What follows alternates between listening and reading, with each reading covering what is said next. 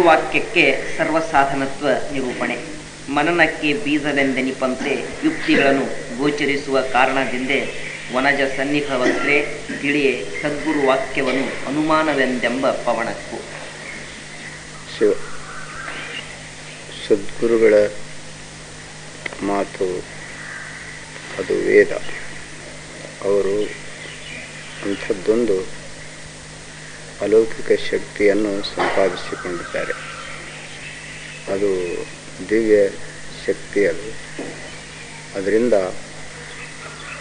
ತಮ್ಮ ಹೃದಯವು ವಿಕಾಸ ಮಾಡಿಕೊಂಡು ವಿಶ್ವದ ಹೃದಯವನ್ನು ವಿಕಾಸಗೊಳಿಸುವ ಈ ಸಾಹಸದಲ್ಲಿ ಅವರು ನೇಡಲಿಕ್ಕೆ ಸಮರ್ಥರಾಗಿದ್ದಾರೆ. ತಪವೂ ಇಲ್ಲದೆ ಮಾತ್ರ ಯಾವನ ಹೃದಯವು ವಿಕಾಸಗೊಳ್ಳಲಾರದು. ಇದಕ್ಕೆ ಮೂಲ ಅಂದರೆ ತಪ. ಅಂಥ ಭಾಗ್ಯ ಅವರು ಪಡೆದುಕೊಂಡಾರ. ಅವರ ಹೃದಯ ದೇವನ ಹೃದಯ ಆಗಿದೆ. ಎಲ್ಲಿಯಾದರೂ ದೇವರನ್ನು ಕಾಣಬೇಕು ಅಂತಂದರೆ ಅಂಥ ಯೋಗಿಗಳನ್ನು ಕಂಡರೆ ಸಾಕು, ದೇವರನ್ನು ಕಂಡಂತೆ. ತೀರ್ಥ ಕ್ಷೇತ್ರ ಅಟನ ಏನದೆ ಇದು ಬ್ಯಾಡಂತ. ಎಲ್ಲಿ ಮಹಾತ್ಮರಿರುವರು ಅದೇ ತೀರ್ಥ, ಅದೇ ಕ್ಷೇತ್ರ, ಅದೇ ದೈವ. ಅಲ್ಲಿ ನಾವು ಅವರ ದರ್ಶನ, ಅವರ ಸ್ಪರ್ಶನ, ಅವರ ಸಂಭಾಷಣ ನಾವು ಪಡೆಯೋಣದ್ರಿಂದ ನಮ್ಮ ಶರೀರದಲ್ಲಿ ಬದಲಾವಣೆ, ಇಂದ್ರಿಯಗಳಲ್ಲಿ ಬದಲಾವಣೆ, ಹೃದಯದಲ್ಲಿ ಬದಲಾವಣೆ. ಅಂದರೆ ನಮ್ಮ ಭಾವ ಬಹಳ ಪವಿತ್ರಗೊಳ್ಳುವುದು. ಅಂದರೆ ನಮ್ಮದು ಯಾವಾಗಲೂ ಮಲಿನ ದಶಾದಲ್ಲಿದೆ ಭಾವ. ಇದು ಶುದ್ಧೀಕರಣ ಆಗಬೇಕಿದು. ಅಹಂ ನಿರಹಮವಾಗಬೇಕು, ಚಿತ್ತ ಸುಚಿತ್ತ ಆಗಬೇಕು, ಬುದ್ಧಿ ಸುಬುದ್ಧಿ ಆಗಬೇಕು, ಮನ ಸುಮನ ಆಗಬೇಕು, ಜ್ಞಾನ ಸುಜ್ಞಾನ ಆಗಬೇಕು, ಭಾವ ಸದ್ಭಾವ ಆಗಬೇಕು. ಈಗ ಬದಲಾವಣೆ ಆದರೆ ಅದು ಬಹಳ ಲಾಭಳೆ. ಇದು ಕೇಳುವ ಕಾಲದಲ್ಲಿ ಮನಸ್ಸು ಈ ಸುಮನವಾಗಿಯೇ ಕೇಳಬೇಕು.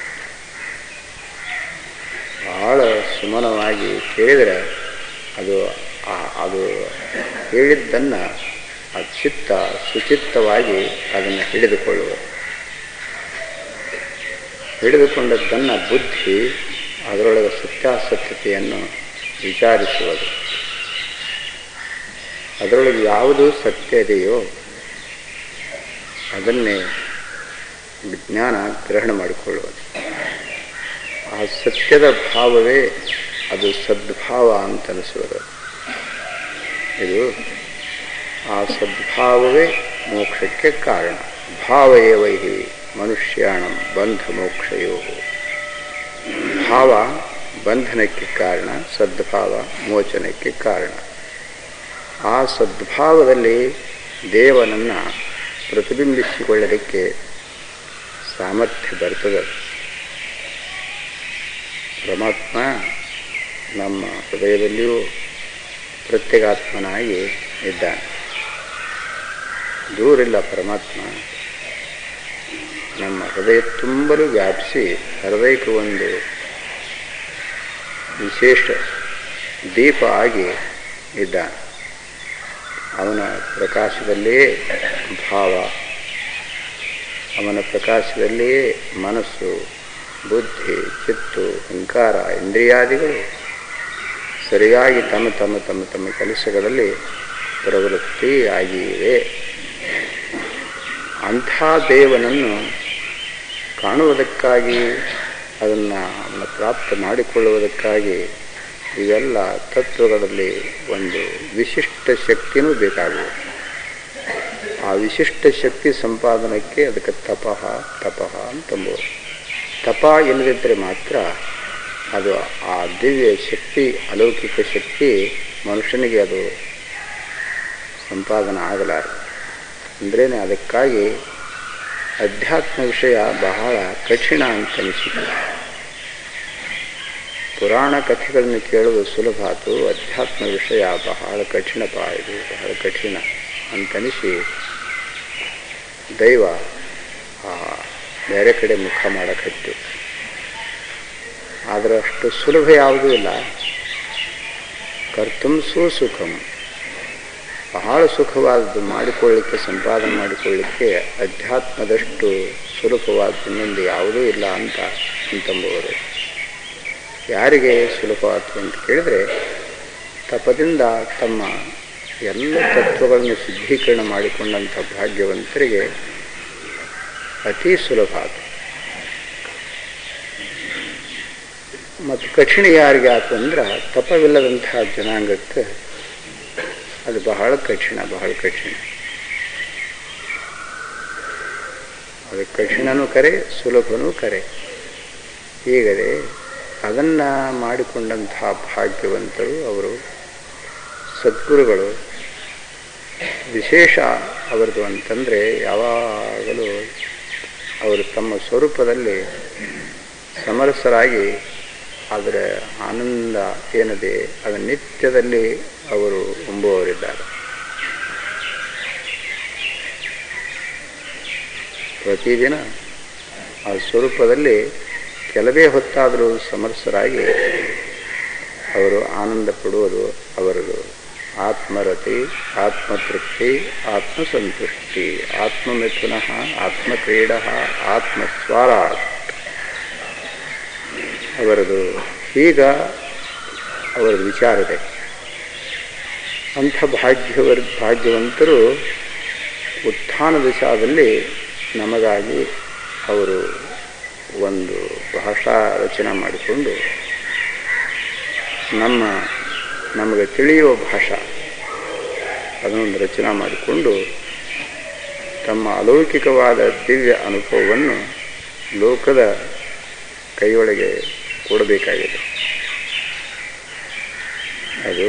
ಅದಕ್ಕೆ ಆ ವಿಷಯಕ್ಕೆ ಏನಂತಾರೆ, ಅದಕ್ಕೆ ಶ್ರವಣ ಅಂತಂತಾರೆ. ಅದಕ್ಕೆ ಶ್ರುಧಾತು ಕೇಳು, ಶ್ರವಣ ಕೇಳುವ ಕ್ರಿಯಾ, ಇದು ಶಬ್ದ ಪ್ರಮಾಣ ಅಂತಂತಾರೆ. ಇದಕ್ಕೆ ಗುರುವಚನವೇ ಇದು ಶಬ್ದ ಪ್ರಮಾಣ. ಶಬ್ದ ಪ್ರಮಾಣ ಅಂದರೆ ಏನು? ಅದು ಶ್ರವಣ. ಅದೇನು ಮಾಡಿಕೊಳ್ಳುವುದು ಅಂತ ಕೇಳಿದರೆ ಆ ಪ್ರದತ್ವವೇ ಅದೇ ಇದು ಅಂತನ್ನುವಷ್ಟು. ಯಾವ ತತ್ವಕ್ಕಾಗಿ ಜೀವನು ಹಗಲಿರುಳು ತಪಗೈವನು ಅಂಥ ತತ್ವ ಅಂದರೆ ಪರತತ್ವ, ಅಂದರೆ ಪರಮಾತ್ಮ. ಅದೇ ಇದು ಅಂತ ಎಷ್ಟು ನಮಗೆ ದೃಢಾಪರೋಕ್ಷ ಆಗುವಂತೆ ಮತ್ತೊಂದು ಯಾವ ಬಗೆಯ ಸಮಸ್ಯೆಯ ವಗೈರೆ ಹುಟ್ಟದಂತೆ ಆತ ಈ ರೀತಿಯಿಂದ ಉಪದೇಶ ಮಾಡುವಾಗ ಅವನ ವಚನವೇ ಶಬ್ದ ಪ್ರಮಾಣ ಅಂತಂತಾರೆ. ಶಬ್ದ ಪ್ರಮಾಣ, ಅದಕ್ಕೆ ಶ್ರವಣ ಅಂತಂಬೋದು ಹೆಸರು. ಇದು ಅಂಥ ಭಾಗ್ಯವಂತರು ಇನ್ನು ಮನನಕ್ಕೆ ತಂದು ಹಚ್ಚೋದು. ನಾವು ಕೇಳಿದ್ದೇನ ಇದೆಲ್ಲ ಕೇಳ್ತೇವೆ, ಅದು ಮನನಕ್ಕೆ ಬರಬೇಕಾಗ್ಯದ. ಯಾವುದೇ ಉಂಡಾಕ್ಷಣದಲ್ಲಿ ಮನುಷ್ಯನಿಗೆ ಯಾವುದೇ ಅದು ರುಚಿಗೆ ಬರಲಾರದು. ಅದನ್ನು ಆತ ಜೀರ್ಣಿಸಿಕೊಂಡಾಗ ಅದರದು ಸತ್ವ ಅವನಿಗೆ ಸಿಗುವುದು. ಪ್ರಾಣಿಗಳಲ್ಲಿ ಆದರೂ ಹೀಗೆ ಇದೆ. ದನಗಳು ಮೈದು ಮನೆಗೆ ಬಂದರೆ ಮೇವು ಕಾಲದಲ್ಲಿ ಬಡ ಬಡ ಬಡ ಬಡ ಬಡ ಬಡ ಬಡ ಹಾಗೆ ತುಂಬುದ ಮಾಡ್ತವೆ. ಮನೆಗೆ ಬಂದು ಮೆಲಕ್ಕೆ ಹೊರಲಿಕ್ಕೆ ಹಚ್ಚಿದು ಅಂತಂದರೆ ಅದನ್ನು ಜೀರ್ಣಿಸಿಕೊಳ್ಳುವ ಕ್ರಿಯಾ ಅವುಗಳಲ್ಲಿ ನಡೀತದೆ. ಯಾವುದು ಸತ್ವಾಂಶದೆ ಅದನ್ನು ಜೀರ್ಣಿಸಿಕೊಂಡು ಮಲಿನಾಂಶ ಯಾವುದಿದೆ, ತಮಾಂಶ ಯಾವುದಿದೆ ಅದನ್ನು ಹೊರಗೆ ಹಾಕ್ತವೆ. ಕುರಿಗಳು ಕೂಡ ಬಡ ಬಡ ಬಡವ ಮುಂಜಾನೆ ಹಿಡಿದು ಸಂಜೆ ತನಕ ತಿಂತಾವೆ. ತಿಂದು ರಾತ್ರಿ ಎಲ್ಲಿ ಮಲಗ್ತಾವು ಅಲ್ಲಿ ಮತ್ತೆ ಮೆಲ್ಕರಿಸ್ಲಿಕ್ಕೆ ಹಚ್ಚಿದ್ವು ಅಂತಂದರೆ ಇಂಥ ಜಾಲಿಕಾಯಿ ತಿಂದಿದ್ದರೆ ಸಹಿತ ಅದರ ಸತ್ವ ತಕ್ಕೊಂಡು ಬೀಜನ ಹೊರಗೆ ಹಾಕ ಬೀಜ ಹೊರಗೆ ಬೀಳ್ತದೆ, ಅದು ಅಷ್ಟು ಎಲ್ಲ ಸ್ವೀಕಾರ ಮಾಡ್ತದೆ. ಆ ಪ್ರಾಣಿಗಳಲ್ಲಿಯೂ ಹೀಗಿದೆ. ಅದರಂತೆ ಇದು ಒಂದು ಮನನ ಕ್ರಿಯಾ ನಡೀಬೇಕಾಗಿದೆ. ಮನನ ಕ್ರಿಯಾ ಅಂತಂದರೆ ಮೊದಲು ಶ್ರವಣದಲ್ಲಿ ಏನು ನಾವು ಒಂದು ಶ್ರೋತ್ರದ್ವಾರದಿಂದ ಏನು ಒಂದು ತುಂಬಿಕೊಂಡೇವಿ ಅದರೊಳಗೆ ಸತ್ಯಾಂಶ ಏನದೆ, ಅದರೊಳಗೆ ಮಲಿನಾಂಶ ಏನದೆ, ಅದನ್ನು ಶ್ರವಣ ಮಾಡುವಂಥದ್ದೊಂದು ಆ ಗುಣಕ್ಕೆ ಅದಕ್ಕೆ ಮನನ ಕ್ರಿಯೆ ಅಂತಾರೆ. ಮನನ ಮಾಡಿದರೆ ಅದು ಅವನಿಗೆ ಮುಂದೆ ಅದು ನಿಧಿಧ್ಯಾಸನದಲ್ಲಿ ಬಂದು ಅದು ಉಳಿಯುವುದು. ಮನನ ಆಗದಿದ್ದರೆ ಅದು ಉಳಿಯುವುದಿಲ್ಲ, ಏನೂ ಉಳಿಯುವುದಿಲ್ಲ. ಅದು ಸತ್ವನೇ ಬರುವುದಿಲ್ಲ ಅದಕ್ಕೆ. ಆದರೆ ಉಂಬುದು ಅದನ್ನು ಜೀರ್ಣ ಆದರೆ ಅದರ ಸತ್ವ ದೇಹ ತುಂಬ ಬರುವುದು. ಅದು ಜೀರ್ಣ ಆಗದಿದ್ದರೆ ಮತ್ತೇನೋ ರೇಚಕ ದ್ರವ್ಯ ತಕ್ಕೊಂಡು ಅದನ್ನು ಹೊರಗೆ ಹಾಕೋದು, ಮತ್ತೆ ಮ್ಯಾಲಿಂದ ಹಾಕೋದು. ಅದು ಜೀರ್ಣ ಆದರೆ ನೆಟ್ಟಗ, ಮತ್ತು ಜೀರ್ಣ ಆಗಿದ್ರೆ ಮತ್ತೆ ರೇಚಕ ಔಷಧ ತಗೊಳ್ಳೋದು, ಮತ್ತೆ ಹೊರಗೆ ಹಾಕೋದು. ಹೀಗೆ ದಬ ದಬ ದಬ ದಬ ಹಾಕೋದು, ಪದ ಹೊರಗೆ ಚೆಲ್ಲೋದು. ಹೀಗೆ ಜ್ವರ ಆದರೆ ಇದು ಹಾಗೆ ಶರೀರಕ್ಕೆ ಆರೋಗ್ಯ ಅನಿಸಲಾರದು. ಕೇಳಿದ್ದು ಕೂಡ ಇದು ಮನನ ಆಗಲೇಬೇಕು. ಆದರೆ ಶ್ರವಣ ಶಬ್ದ ಪ್ರಮಾಣ ಅದೇ ಶ್ರವಣ, ಅದೇ ಈಗ ಆ ಶಬ್ದ ಪ್ರಮಾಣವೇ ಅದು ಮನನ ಆಗುವುದು. ಮನನ ಅಥವಾ ಅನುಮಾನ ಪ್ರಮಾಣ, ಶಬ್ದ ಪ್ರಮಾಣ, ಅನುಮಾನ ಪ್ರಮಾಣ. ಅದು ಶ್ರವಣ ಆಗೋದು, ಇದು ಮನನ ಆಗೋದು. ಮನನ ಇದು ಅಗತ್ಯವಾಗಿ ಬೇಕು. ಅದರ ಬಗ್ಗೆ ಈಗ ಉಪದೇಶ. ಮನನಕ್ಕೆ ಬೀಜವೆಂದೆನಿಪಂತೆ ಯುಕ್ತಿಗಳನ್ನು ಗೋಚರಿಸುವ ಕಾರಣದಿಂದ. ಇನ್ನು ಮನನಕ್ಕೆ ಬೀಜ ಏನಪ್ಪ ಅಂದರೆ ಯುಕ್ತಿಗಳು. ಮನುಷ್ಯನಲ್ಲಿ ಎಂಥ ಪೇಚ ಇದ್ದರೂ ಕೂಡ ಪಾರಾಗುವ ಶಕ್ತಿ ಅವನಲ್ಲಿದ್ದರೆ ಆ ಯುಕ್ತಿಗಳ ಬಲದಿಂದ ಅವ ಪಾರಾಗ್ತಾನೆ. ಅದು ಆ ಯುಕ್ತಿಗಳ ಜರ ಸಂಗತಿ ಅವನಿಗೆ ಇಲ್ಲದಿದ್ದರೆ ಅವ ದಾರಿ ಎದುರಿಗೆ ಕಾಣುತ್ತಿದ್ದರೂ ಅಲ್ಲೇ ಅವ ಸಿಕ್ಕು ಬಡಿಸ್ಕೊಳ್ತಾನೆ. ಯುಕ್ತಿ ಬಹಳ ದೊಡ್ಡದು ಯುಕ್ತಿಗಳು. ಏನಪ್ಪ ಈ ಯುಕ್ತಿಗಳ ಉದಾಹರಣೆ ಕೊಡ್ತಾರೆ. ಯುಕ್ತಿನ ವಿಜಯನಗರದ ಅರಸನು 17 ಆನೆಗಳಿದ್ದು ಅವುಗಳನ್ನು ತನ್ನ 3 ಮಂದಿ ಮಕ್ಕಳಿಗೆ ಹಂಚಿಕೊಡುವುದೊಂದು ಇದರಲ್ಲಿ ಇತಿಹಾಸ. ಅವನು ಸಾಯು ಕಾಲದಲ್ಲಿ ಅದೇನು ಮಾಡಿದ, 3 ಹೀಗೆ ಹೇಳಿದ, 1/2 ಅಂಶ ಒಬ್ಬನಿಗೆ, 1/3 ಅಂಶ ಒಬ್ಬನಿಗೆ, 1/9 ಅಂಶ ಒಬ್ಬನಿಗೆ, ಹೀಗೆ ಹೇಳಿದ. 1/2 ಅಂಶ ಅಂತಂದರೆ 17 ಹಾನಿ. ಅವು 17 ಹಾನಿಗಳನ್ನು 1/2 ಅಂಶ ಮಾಡಿದರೆ 1 ಕಮ್ಮಿ ಆಗೋದು, ಇಲ್ಲವೇ 1 ತೆಗಿಬೇಕಾಗೋದು, ಇಲ್ಲವೇ 1ರಲ್ಲಿ ಅರ್ಧ ಹೆರಿಸಬೇಕಾಗುವುದು. 1/3 ಅಂಶ ಮಾಡಿದರೆ ಅದ್ರ 1 ಹೆಚ್ಚಾಗುವುದು, ಮತ್ತು ಹೆರಿಸಬೇಕಾಗುವುದು. 1/2 ಅಂಶ ಮಾಡಿದರೆ ಮತ್ತು 1 ಕಡಿಮೆ ಆಗುವುದು. ಇಲ್ಲಿಕಂದ್ರೆ ಲೆಕ್ಕಕ್ಕೆ ಬರೋಂಗಿಲ್ಲ. ಈ ತೊಂದರೆಯಲ್ಲಿ ಆ 3 ಮಂದಿ ಮಕ್ಕಳು ಬಡ್ದಾಡಕ್ಕೆ ಹಚ್ಚಿದ್ರು. ಅದಕ್ಕೆ ತಂದೆಯ ಸ್ನೇಹಿತನೊಬ್ಬನು ಅದನ್ನು ಬಗೆಹರಿಸಿದ. ಆತ ಇವರು ಬಡದಾಡುವುದನ್ನು ಕೇಳಿಕೊಂಡು ತನ್ನದೊಂದು ಆನೆ ತೆಗೆದುಕೊಂಡು ಬಂದ. 17 ಆನೆ ಕೂಡ ತನ್ನದೊಂದು ಆನೆ ಅದಕ್ಕೆ ಇಟ್ಟ. 18 ಆನೆ ಅದೊಂದು ಬರೋಬ್ಬರಿ. 18 ಆನೆ ಅಂತಂದ ಕೂಡಲೇ 1/2 ಅಂಶ ಅಂತಂದ ಕೂಡಲೇ ಒಬ್ಬನಿಗೆ 9 ಬಂದು ತಗೊಂಡ. ಆನಂತರ 1/3 ಅಂದ ಕೂಡಲೇ 6 ಬಂದು ಒಬ್ಬ ತಗೊಂಡ. 1/9 ಅಂತಂದ ಕೂಡಲೇ 2 ಬಂದು. ಎಷ್ಟಾದವು ಇವು? 17 ಆನೆ ಆಗಲಿಲ್ಲ. ತಾನು ಹಚ್ಚಿದ ಆನೆ ಅದು ಹಂಗೆ ಉಳಿತವೆ. ಅವ್ರ ಕಣ್ಣಿಗೇನು ಕಾಣ್ತೀವು? ನೋಡಪ್ಪ, ನಮ್ಮ ನ್ಯಾಯ ಹೆಂಗಾರಾಗಲಿ ತೀರ್ಗಡೆ ಆದ್ರೆ ಸಾಕಂತ ತಿಳ್ಕೊಂಡು ನಮ್ಮ ಮೇಲೆ ಕರುಣಾ ಮಾಡಿ ತಾನದೊಂದು ಆನೆ ಹಚ್ಚಿಬಿಟ್ಟ ಅಂತ ಅವ್ರಿಗೆ ತಿಳಿದಿರ್ತದೆ. ಯುಕ್ತಿ ಅದೇನು ಮಾಡ್ತೀವಿ ಅಂತ ಕೇಳಿದರೆ 17 ಆನೆಗಳಲ್ಲಿಯೇ ಬರೋಬ್ಬರಿ 1/2 ಅಂಶ, 1/3 ಅಂಶ, 1/9 ಅಂಶ ಹಂಚಿ ಕೊಡ್ತದೆ ಯುಕ್ತಿ.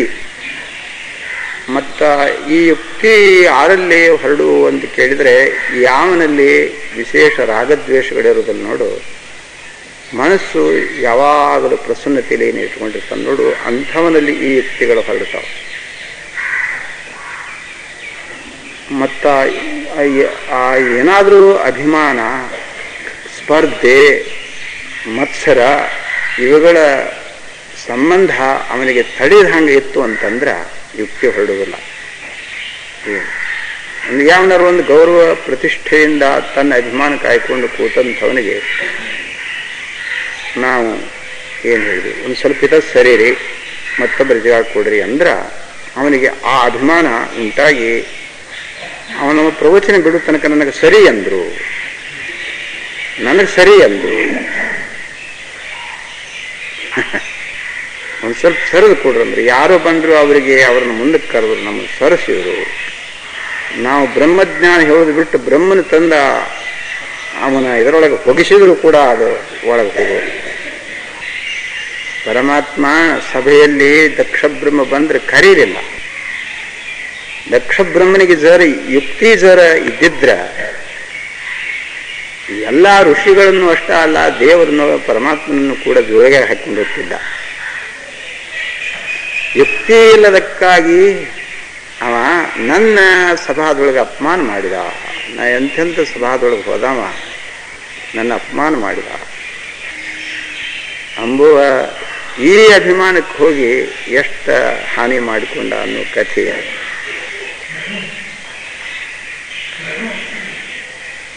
ನಮಗೆ ಬೆಲೆ ತ್ರಾಸ ಬಂದಿರ್ತೈತೆ. ಅದು ಯಾರಾದರೂ ಒಟ್ಟು ಶ್ರೀಮಂತರಾಗಲಿ, ಯಾರಾಗಲಿ ಬುದ್ಧಿವಂತರಾಗಲಿ, ಯಾರು ಪಂಡಿತರಾಗಲಿ, ವಿದ್ವಾನರಾಗಲಿ ಒಂದೆರಡು ಜಾಗ ಹಿಡಿದು ಕೂತಿದ್ರೆ ಮತ್ತೊಬ್ರು ಯಾರು ಬಂದ್ರಂದ್ರೆ ಅವ್ರನ್ನ ಕುಂಡ್ರಿಸೋದಕ್ಕೆ ಬೆಲೆ ತ್ರಾಸ ಬಂದಿರ್ತದೆ. ಅವರಿಗೆ ಅತ್ತ ಕೂಡ್ರಿ ಅಂದ್ರೆ ಅವರಿಗೆ ಅಭಿಮಾನ, ಇತ್ತ ಸರಿ ಅಂದ್ರೆ ಇವರಿಗೆ ಅಭಿಮಾನ, ಇವರಿಬ್ಬರದು ಅಭಿಮಾನ ನಮಗೆ. ನಮಗೂ ತಿಳಿಯೋಂಗಿಲ್ಲ, ಅವರಿಗೆ ತಿಳಿಯೋಂಗಿಲ್ಲ, ಅವರಿಗೆ ತಿಳಿಯೋಂಗಿಲ್ಲ. ಫಜಿತಾಗಿ ಹೋಗೋದು. ರಾಜಕಾರಣಗಳಲ್ಲಿಯೂ ಕೂಡ ಬಲವಾದ ಯುಕ್ತಿ ಇದ್ರೆ ರಾಜಕಾರಣ. ಚಾಣಕ್ಯ ತಂತ್ರ ಇರ್ತಾರಲ್ಲ, ಚಾಣಕ್ಯ ತಂತ್ರ ಹೋದ್ರಿ ಎಷ್ಟಾದ್ರದ ಯುಕ್ತಿ, ಎಷ್ಟಾದ್ರೂ ಪ್ರಯುಕ್ತಿ, ಎಷ್ಟು ಯುಕ್ತಿ ಪ್ರಯುಕ್ತಿಗಳಂತಂದ್ರೆ ಅವರಿಗಂತೂ ಯುಕ್ತಿ ಬೇಕದು. ಅಂಥ ತಂತ್ರಗಾರಿದ್ರೆ ರಾಜಕಾರಣದಲ್ಲಿ ಅವರು ದೇಶಕ್ಕೆ ಏನಾದರೂ ಸೇವಾ ಸಲ್ಲಿಸ್ತಾರೆ. ಹಾ, ಅವರಿಗೆ ಮುತ್ಸದ್ದಿಗಳಂತಾರ. ಮುತ್ಸದ್ದಿಗಳು. ಹಾ, ಏನಪ್ಪ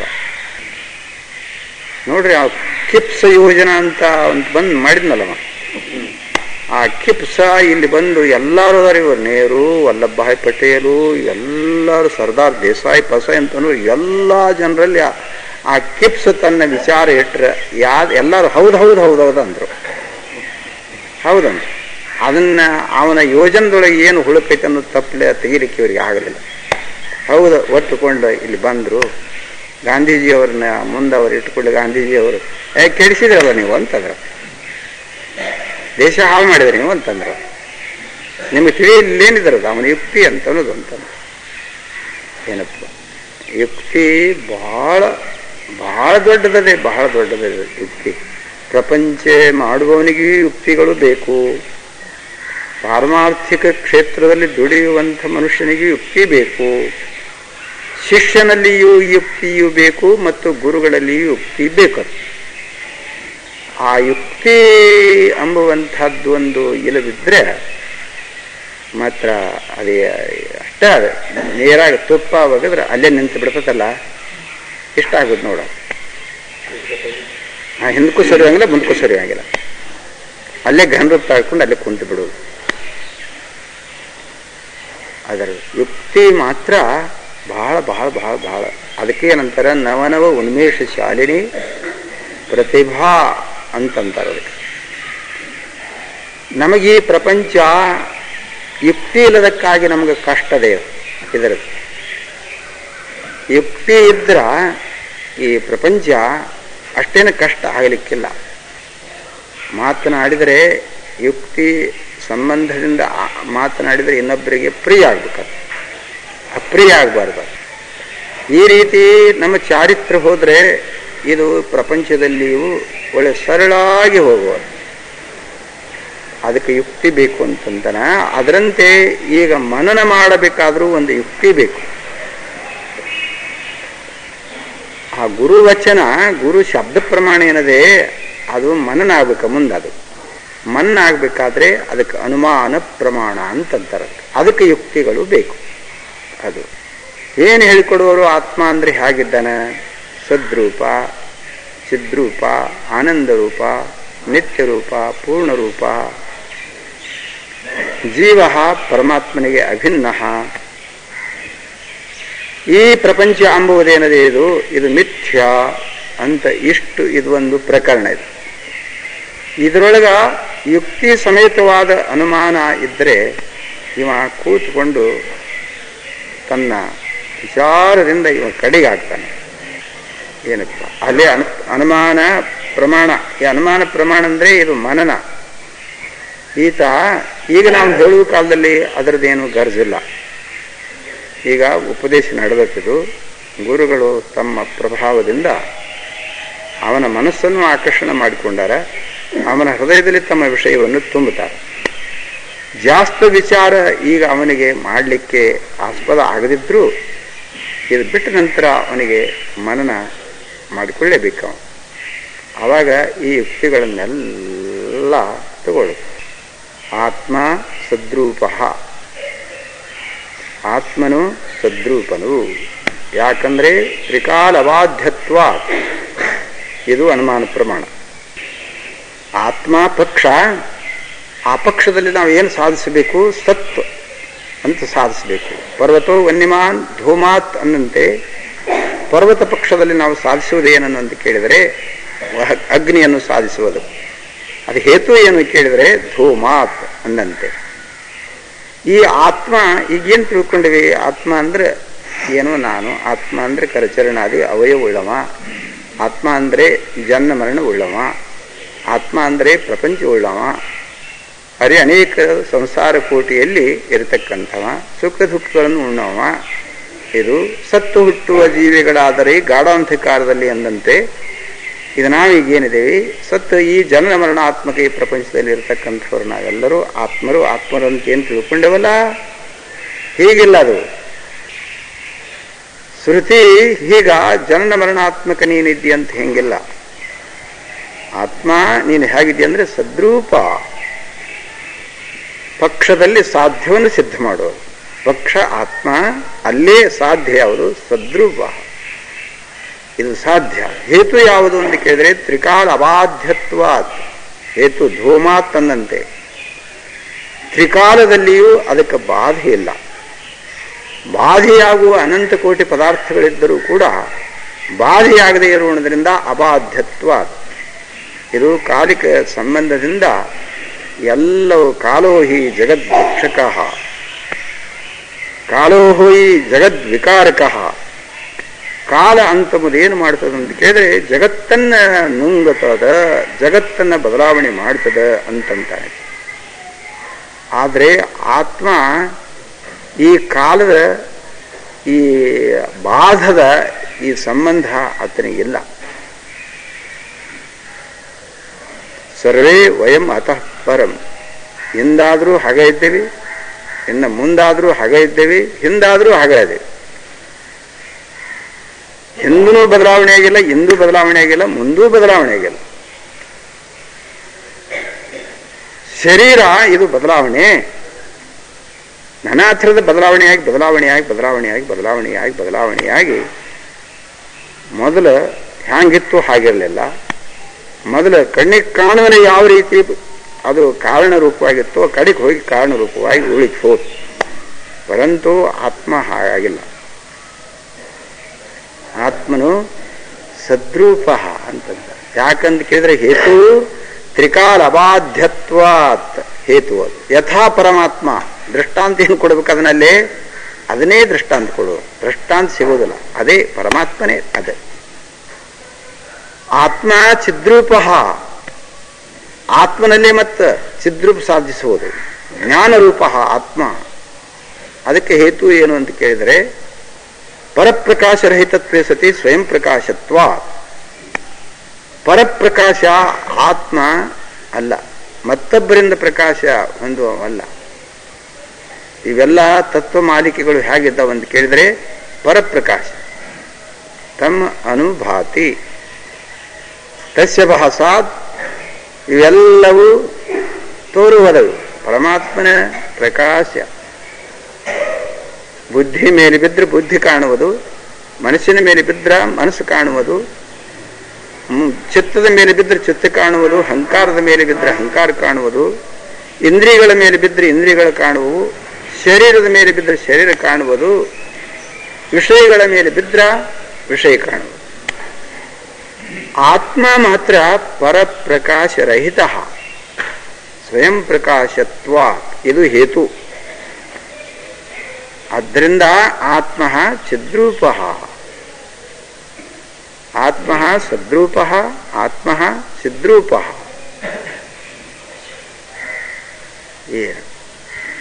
ಆತ್ಮ ಆನಂದರೂಪ ಆತ್ಮ. ಯಾಕಂತ ಕೇಳಿದರೆ ಅದರಲ್ಲಿ ಆತ್ಮ ಆನಂದ ಇದ್ದಾನಂತಂದಕ್ಕೆ ಏನಪ್ಪ ಅಂತ ಕೇಳಿದರೆ ಆತ ನಿರತಿಸಿಯ ಪ್ರೇಮಾಸ್ಪದ ವಿಷಯತ್ವ. ಸ್ವಾತಿಸಿಯ ಪ್ರೇಮಕ್ಕೆ ವಿಷಯ ಅಲ್ಲ, ನಿರತಿಸಿಯ ಪ್ರೇಮಾಸ್ಪದ ವಿಷಯತ್ವ. ಇದಕ್ಕಿಂತಲೂ ಈ ಸುಖ ಹೆಚ್ಚಿನದು, ಇದಕ್ಕಿಂತಲೂ ಈ ಸುಖ, ಶಬ್ದದಕ್ಕಿಂತಲೂ ಸ್ಪರ್ಶ ಸುಖ ಅಧಿಕ, ಸ್ಪರ್ಶ ಸುಖದಕ್ಕಿಂತಲೂ ರೂಪ ಸುಖ ಅಧಿಕ, ರೂಪದಕ್ಕಿಂತಲೂ ರಸ, ರಸದಕ್ಕಿಂತಲೂ ಗಂಧ. ಹೀಗ ಹೀಗ ಹೀಗ ಇದಕ್ಕೆ ಸಾತಿಸಿ ಅದಾವ. ಊರೊಳಗ ಒಬ್ಬ ಚೇರ್ಮನ್ ಆದ್ನಂದ್ರೆ ಅವ MLA ಅವರಿಗಿಂತಲೂ ಕಡಿಮೆ ಆದ, ಮತ್ತು MLA ಅವರು ಅದಕ್ಕಿಂತ ಅಧಿಕರಾದ, MLA ಅವರು MP ಅವರಿಗಿಂತಲೂ ಕಡಿಮೆ ಆದ, ಅವರು ಅಧಿಕರಾದ. MP ಅವರು ಕೂಡ ಅಲ್ಲಿ ಅವರ ಪ್ರಧಾನಿ ಕೈಯೊಳಗೆ ಅವರು ಪ್ರಧಾನಿಗಳಾಗಿದ್ದರೆ ಅವರಿಗಿಂತಲೂ ಇವರು ಕಡಿಮೆ ಆದರು. ಪ್ರಧಾನಿಗಿಂತಲೂ ಇವರು ಕಡಿಮೆ ಆದರು. ಪ್ರಧಾನಿ ಮತ್ತು ರಾಷ್ಟ್ರಪತಿ ಆದವ ಅದಕ್ಕಿಂತಲೂ ಹೆಚ್ಚಾದ. ಅವೆಲ್ಲ ಹೆಂಗದವ ಅಂತ ಕೇಳಿದ್ರೆ ಸಾತಿಶಿವದ. ಪ್ರಧಾನಿದಾದರೂ ರಾಷ್ಟ್ರಪತಿದಾದರೂ ಎಲ್ಲರಿಗಿಂತಲೂ ಚಲೋ ಐತಪ್ಪ ಅಂತಂದು ಕೇಳಿದ್ರೆ 5 ವರ್ಷ 6ನೇ ವರ್ಷದ ಚಿಂತೆ ಒಳಗ ಇರ್ತಾನವ. ರಾಷ್ಟ್ರಪತಿ 6ನೇ ವರ್ಷದ ಮುಂದೆ ಗತಿ ಏನು ನಮಗ, ಇಂದ ಹೋಗಿ ಅವ ಅಲ್ಲಿ ಕೂತಿದ್ರು. ಇದು 5 ವರ್ಷದ ತನಕ, ಮುಂದೆ 6ನೇ ವರ್ಷದ ಗತಿ ಏನು ಮುಂಬುವಾಗ ಅವನ ನೆನಪು ಆತಂತಂದ್ರೆ ಆ ರುಚಿ ಆಗೋದಿಲ್ಲ ಅಡಿಗೆ. ನೆನಪು ಈಗ ನಮಗೆ ಶುಲ್ಕ ನಾಳೆ ನಮಗೆ ಶುಲ್ಕ ಹಾಕಾರಂತಂದ್ರೆ ಇಂದು ನಾವು ಒಳ್ಳೆ ಹೋಳಿಗೆ ಮಾಡ್ಕೊಂಡು ಉಂಟೇವೆ ಅಂತಂದ್ರೆ ಹೋಳಿಗೆ ರುಚಿ ಹ್ಯಾಂಗ ಆಗ್ಬೇಕಲ್ಲ. ಊಟ ಮಾಡಪ್ಪ, ನಾಳೆ ಎಷ್ಟೊತ್ತಿಗೆ ನಿನ್ನ ಶಿವಲದೆ ತಗೋ, ಇನ್ನೊಂದು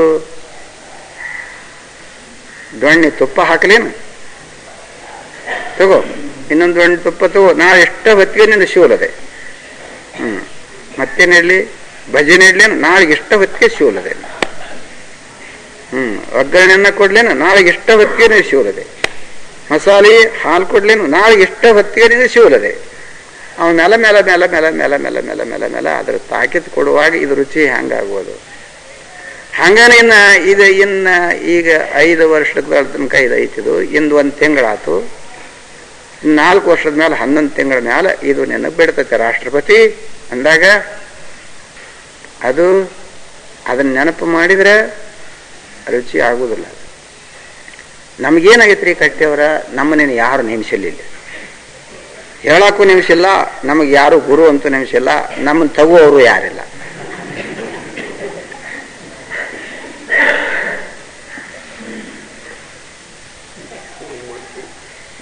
ತಗುವವರು ಯಾರಿಲ್ಲ, ನಮಗೆ ತಗುವವರು ಯಾರಿಲ್ಲ. ನಮಗೆ ತೆಗಿಯುವವರು ಜೋರ ಯಾರು ಇದ್ದಿದ್ರೆ,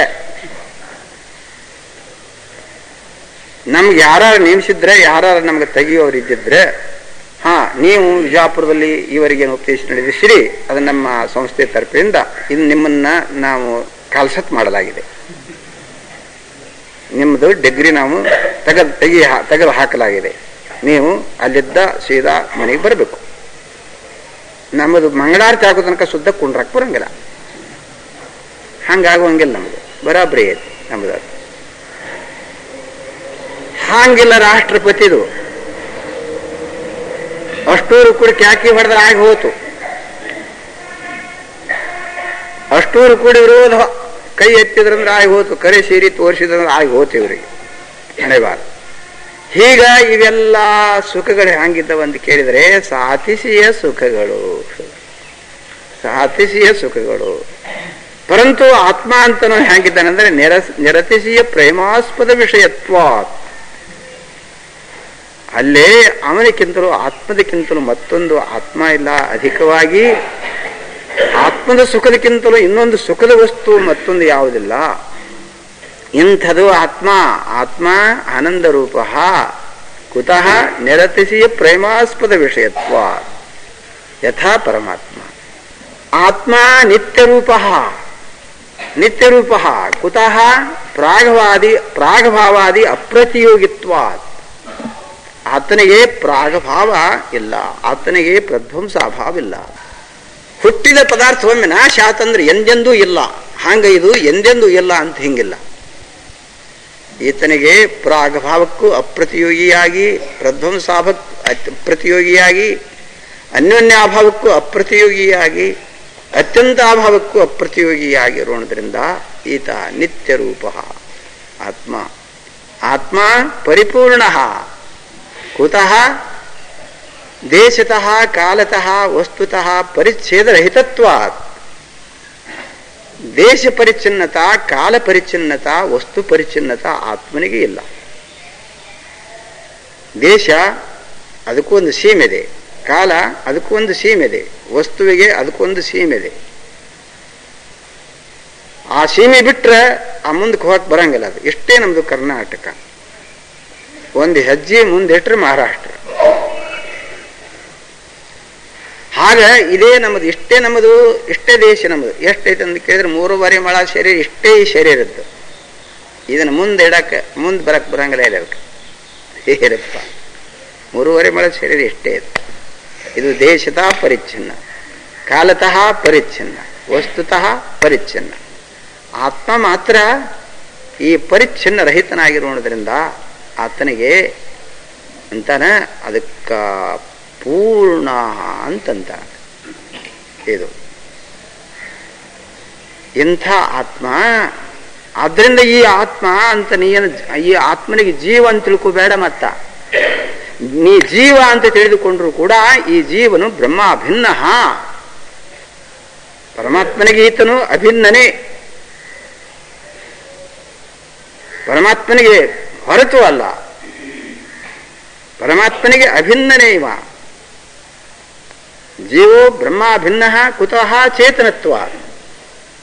ಚೇತನ ಸ್ವರೂಪನಾಗಿರೋದ್ರಿಂದ ಈತನು ಬ್ರಹ್ಮಾಭಿನ್ನ. ಇಷ್ಟು ಎಲ್ಲ ಯುಕ್ತಿ ಸಮೇತವಾದಂತಹ ಅನುಮಾನಗಳಿಂದ ಈತ ಇದು ಚಿಂತನೆ ಮಾಡಬೇಕು. ಇದನ್ನ ಚಲೋತಾಗಿ ಚಿಂತನೆ ಮಾಡಬೇಕು. ಸಾಧಾರಣ ಈಗೇನು ಹೇಳಿನಿಷ್ಟು ಇದನ್ನು ನಿಮ್ಮ ಹೃದಯದಲ್ಲಿ ಇಟ್ಟುಕೊಂಡು ಶಿವಾರ್ಚನೆಗೆ ಕೂತ್ಕೊಂಡ್ರ ಇದೇ ಶಿವಾರ್ಚನೆ.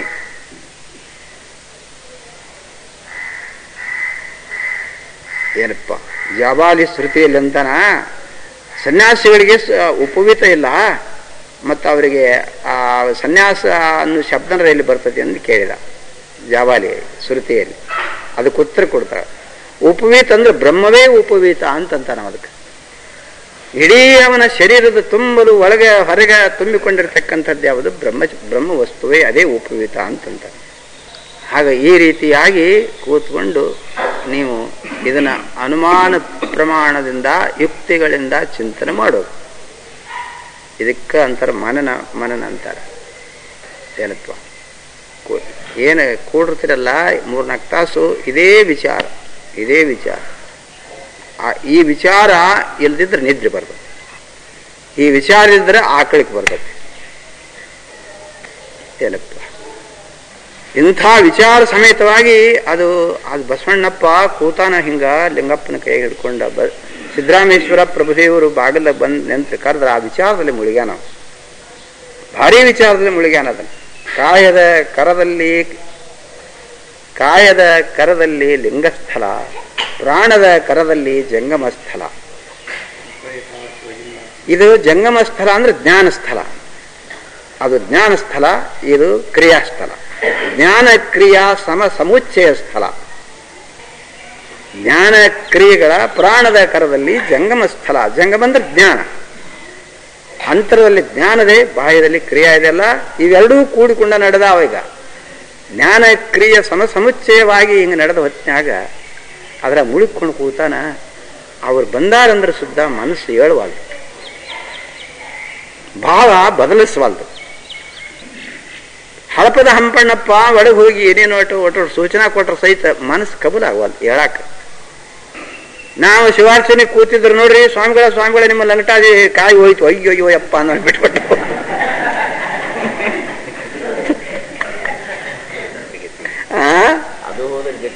ಗರಿ.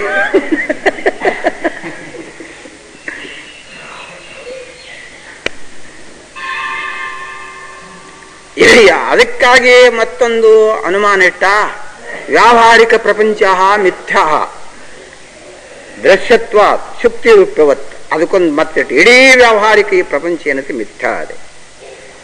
ವ್ಯಾವಹಾರಿಕ ಪ್ರಪಂಚದಲ್ಲಿ ಮಿಥ್ಯಾತ್ವ ಸಾಧಿಸುವುದು ಹೇತು ಯಾವುದಪ್ಪ ಅಂದ್ರೆ ಕೇಳಿದ್ರೆ ದೃಶ್ಯತ್ವ ಯಥಾ ಸ್ವಪ್ನವತ್. ಸ್ವಪ್ನ ಮಿಥ್ಯಾ ಯಥಾ ದೃಶ್ಯತ್ವಾತ್.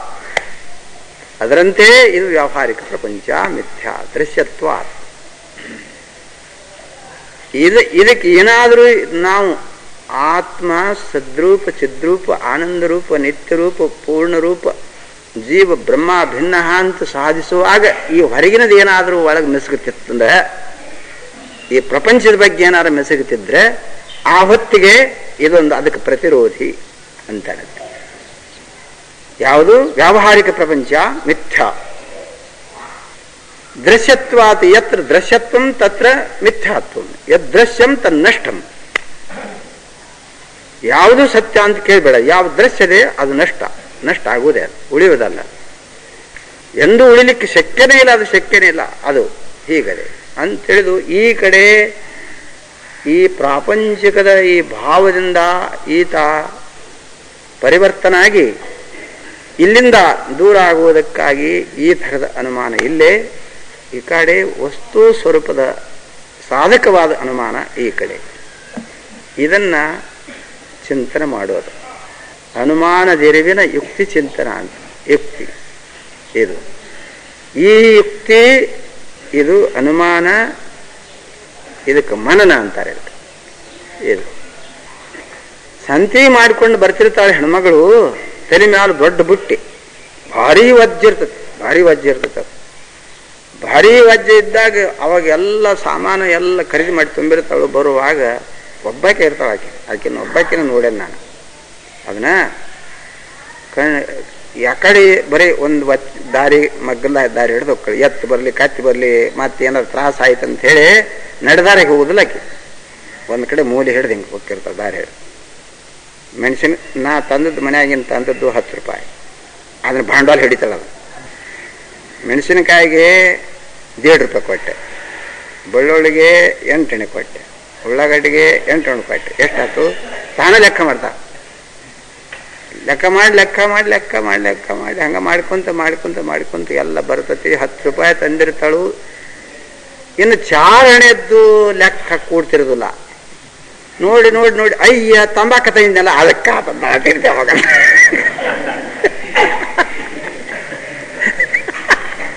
ಆತು 10 ರೂಪಾಯಿ ಅಂದಾಕಿನ ತನಗೆ ತಿನ್ನಕ್ಕೆ ಏನಾದ್ರು ತಂದಿರ್ತಾವಲ್ಲ ಆವಾಗ ಬಾಯಾಗ ಹಾಕ್ತಾಳಾಕಿ. ಅಲ್ಲಿ ತನಕ ಅವು ಅದು ಊರ್ ತನಕ ಲೆಕ್ಕನ ಇತ್ತು ಅಂತಂದ್ರೆ ತಿನ್ನಾಕ ಬಂದಿರೋದಿಲ್ಲ, ಅದನ್ನ ಕಟ್ಕೊಂಡು ಬಂದಿರ್ತಾಳ ಮನೆಗೆ. ಅದು ತಿನ್ನಾಕ ತಿಂತಾಳೆ, ಹಂಗಂದ್ರೆ ಊರ್ ತನಕ ಲೆಕ್ಕ ತಿನ್ನಾಕ ಕೊಡುದಿಲ್ಲ. ಅದು ಬಂದ್ ಕೂಡ್ಲೆ ನನಗೇನ್ ತಂದಿಯವ್ವ ಅಂತ ಕೇಳ್ತಾರೆ. ತಗೋರಿ ಅವ ನಿಮ್ಗೆ ತಂದೇನೆ ಅಂತ ಹೇಳ್ತಾಳೆ. ತನಗೆ ತಂದಿದ್ಲು ಅದು ತಿನ್ನಾಕ ಬಗ್ಗೆ ಎಲ್ಲಿಲ್ಲ, ಒಳ್ಳೆ ಸಿಗಲಿಲ್ಲ. ಹಾಗ ಈಗ ನಾನು ಭಾಳ ಹೇಳ್ತೇನೆ ನಿಮಗೆ, ನಾನು ಅಷ್ಟೇ ಇಷ್ಟು ಹೇಳುದಿಲ್ಲ.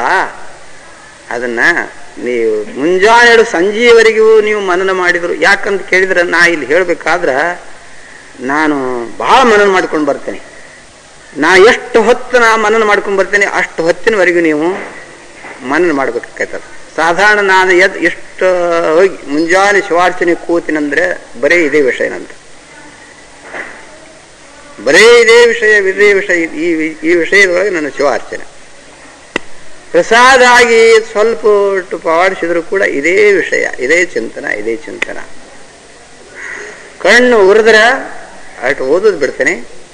ಕಣ್ಣು ಮತ್ತಷ್ಟು ಹಗರಿದ್ದು ಅಂತಂದ್ರೆ ಅಷ್ಟು ಓದ್ಕೊಂಡು ಇದನ್ನು ತುಂಬಿಸಿಕೊಂಡು ರಾತ್ರಿ ಇಡೀ ರಾತ್ರಿ ತುಂಬಲು ಇದು ಬ್ಯಾಟ್ರಿ ಇದು ಚಾರ್ಜಿಂಗ್ ಮಾಡೋದು ನಮ್ದು.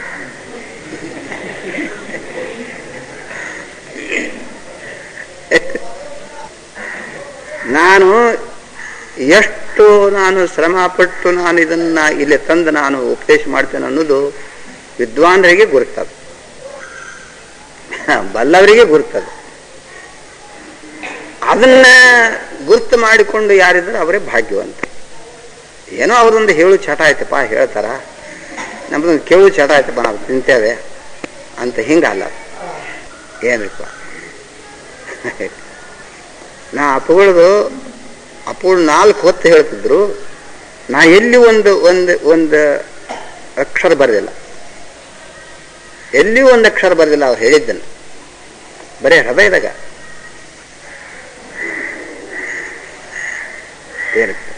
ಬರೀ ಹೃದಯ ತುಂಬಲು ಬರೆದು ಬಿಡುದು. ವರ್ಷಾಂತ್ಯದಲ್ಲಿ ಶಿವರಾತ್ರಿ ದಿವಸ ನಾನು ಪ್ರವಚನಕ್ಕೆ ಎದ್ದ ನಂತರ ಈ ದಿವಸ ಅಪ್ಪ ಅವರು ಈ ಶಾಸ್ತ್ರದ ಮೇಲೆ ಈ ವಿಷಯ ಹೇಳಿದ್ರು. ಅದು ತಾರೀಖುವಾರ ಹೇಳ್ತಿದ್ ನೋಡ್ರಿ, ತಾರೀಖುವಾರ ಹೇಳ್ತಿದ್ವಿ. ಎಷ್ಟು ಆನಂದ ಆಗ್ಬೇಕು ಅಪ್ಪಗಳು. ವರ್ಷದ್ದದು ನಿಜಗುಣ ಶಾಸ್ತ್ರವನ್ನು ಹೇಳಲಿ, ವಿಚಾರ ಸಾಗರ ಹೇಳಲಿ, ಆತ್ಮ ಪುರಾಣ ಹೇಳಲಿ, ಯಾವ್ದು ಹೇಳಿದ್ರೆ ಅದರದ್ದು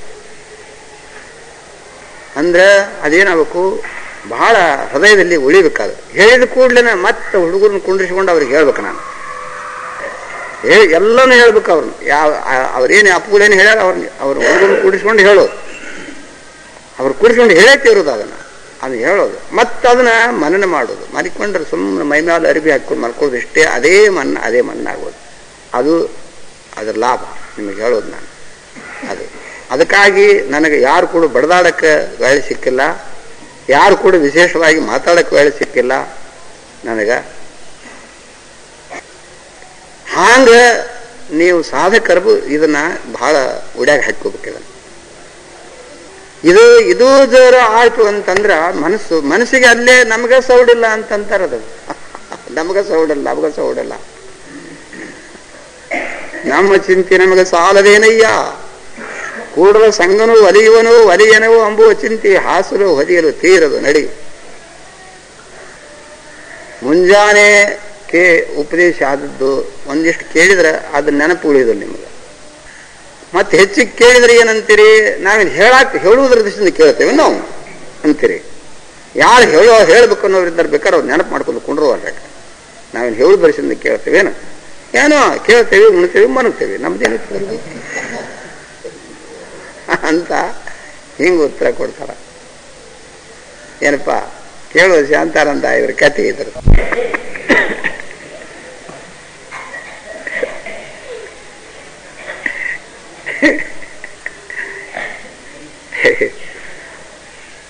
ಎಷ್ಟು ಭಾಗ್ಯ ಐತ್ರಿ ಅದರದು. ಅದಕ್ಕೆ ಶ್ರವಣ ಆನಂತರ ಮನನ ಇದು ಅಗತ್ಯ ಬೇಕು. ಕಡೆಯಲ್ಲಿ ಇದು ಪ್ರಯೋಗ. ಇದು ಯಾವ ಪ್ರಯೋಗ ಅಂತ ಕೇಳಿದ್ರೆ ಈ ಮನನ ಮಾಡುವಾಗ ಈ ಪ್ರಾಪಂಚಿಕ ವಿಷಯಗಳು ಜರ್ ಏನಾದರೂ ಅಡೆತಡೆ ಮಾಡ್ಲಿಕ್ಕೆ ಹತ್ತಿದರೆ, ಇದರ ಸ್ಮರಣ ಬರ ಹತ್ತಿದರೆ, ಈ ಸಂಸ್ಕಾರ ಪುಟಪುಟದ ನಮ್ಮ ಆಲೋಚನೆಯ ಮೇಲೆ, ನಮ್ಮ ಮನದ ಮೇಲೆ ಕೈ ಆಡಿಸ್ತಿದ್ರೆ ಆ ಹೊತ್ತಿಗೆ ವ್ಯಾವಹಾರಿಕ ಪ್ರಪಂಚ ಮಿಥ್ಯಾ. ಕುತಃ ದೃಶ್ಯತ್ವ. ಯತ್ರ ಯತ್ರ ದೃಶ್ಯತ್ವಂ ತತ್ರ ತತ್ರ ಮಿಥ್ಯಾತ್ವಂ. ಯಥಾ ಸ್ವಪ್ನ. ನಿನ್ನೆ ಆದ ಸ್ವಪ್ನ ಹಾಗೆ ಅದು ಮಿಥ್ಯದೆಯೋ ಸುಳ್ಳದೆಯೋ ಅದೇ ಪ್ರಕಾರ ಇಂದ ಮಾಡಿದ ಪ್ರಪಂಚ ಆದರೂ ಹಣೆ ಬಾರ ಅದೇ ನಾಡಿ. ಮತ್ತೆ ಕಡೆಯಿಂದ ಹೇಳುವುದು ಆತ್ಮ ಸದ್ರೂಪ, ಆತ್ಮ ಚಿದ್ರೂಪ, ಆತ್ಮ ಆನಂದರೂಪ, ಆತ್ಮ ನಿತ್ಯರೂಪ, ಆತ್ಮ ಪೂರ್ಣರೂಪ. ಇದರ ಸಮಗ್ರ ಮನನ ಶಕ್ತಿ ಇದು. ಇದರ ಕೂಡ ಯುಕ್ತಿ ಇದ್ರೇನೆ ಅದು ಮನನ ಮಾಡಲಿಕ್ಕೆ ಬರ್ತದೆ. ಯುಕ್ತಿ ಇಲ್ಲದಿದ್ರೆ ಮನನ ಮಾಡಲಿಕ್ಕೆ ಬರೋದಿಲ್ಲ ಅದರ. ಯಾಕಂತ ಕೇಳಿದ್ರೆ ಅದು ಸತ್ಯಾನೃತೆ ಮಿಥುನೀಕೃತ್ಯ ಸುಳ್ಳು ಖರೆ ಕೂಡಿಕೊಂಡು ಈ ಪ್ರಪಂಚ ನಡೆದತ್ತೆ. ಅದು ಇದರೊಳಗ ಸುಳ್ಳು ದೇಹ ಖರೆ ಆತ್ಮ, ಸುಳ್ಳು ಇಂದ್ರಿಯಗಳು ಖರೆ ಆತ್ಮ, ಸುಳ್ಳು ಪ್ರಾಣ ಖರೆ ಆತ್ಮ, ಸುಳ್ಳು ಮನ, ಸುಳ್ಳು ಬುದ್ಧಿ, ಸುಳ್ಳು ಅಹಂಕಾರ, ಸುಳ್ಳು ಎಲ್ಲವೂ ಆತ್ಮ ಖರೆ. ಇಷ್ಟಿದ್ದುಕೊಂಡಿದ್ರಾಗ ಏನೈತಲ್ಲ ಆತ್ಮನ ಸ್ಥಳದೊಳಗೆ ಅನಾತ್ಮ, ಅನಾತ್ಮ ಸ್ಥಳದೊಳಗೆ ಆತ್ಮ ಕೂಡಿಕೊಂಡು ಆತ್ಮ ಅನಾತ್ಮ ಆಗ್ಯಾನ, ಅನಾತ್ಮ ಆತ್ಮ ಆಗ್ಯದ. ಈಗ ಇದನ್ನ ಪೃಥಕ್ಕರಿಸುವಂತಹ ಶಕ್ತಿ ಇದು ಬೇಕು, ಯುಕ್ತಿ ಬೇಕು. ಇದನ್ನು ಬೇರೆ ಮಾಡುವಂತಹ ಯುಕ್ತಿ ಬೇಕು.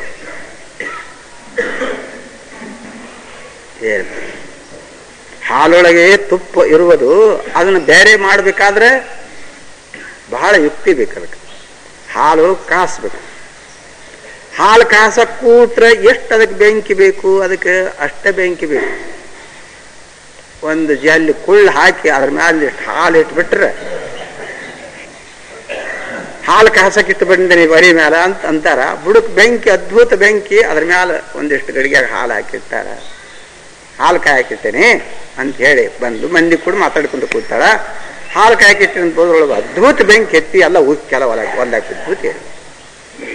ಅದಕ್ಕೆ ಎಷ್ಟು ಬೆಂಕಿ ಬೇಕು, ಅಷ್ಟು ಬೆಂಕಿ ಎಷ್ಟು ಇಡಬೇಕು ಆ ಜ್ಞಾನ ಬೇಕು. ಎಷ್ಟು ಹೊತ್ತಿನ ತರ ಇಡಬೇಕು ಅದರ ಜ್ಞಾನ ಬೇಕು. ಮತ್ತು ಹವೇರ್ಕ ತೆಗೆದು ಅದನ್ನು ಯಾವಾಗ ಹೆಪ್ಪು ಹಾಕಬೇಕು ಅದ್ರ ಜ್ಞಾನ ಬೇಕು. ಅದಕ್ಕೆ ಹೆಪ್ಪು ತೀರ ಸುಡುವಾಗ ಹಾಕಬಾರ್ದು, ತೀಟ ಆರಕ್ಕೆ ಹೋದಾಗ ಹಾಕ್ಬಾರ್ದು. ಹಾಕುವುದೊಂದು ಅದಕ್ಕೊಂದು ವೇಳೆ ಐತದ. ಅದು ಎಷ್ಟಾಗಿ ಮನ್ಯಾಗ ಒಂದು ಗಡಿಗೆ ಮಜ್ಜಿಗೆದವಂತ ಅದಾಗ ಸುರಿ ಬಿಟ್ರೆ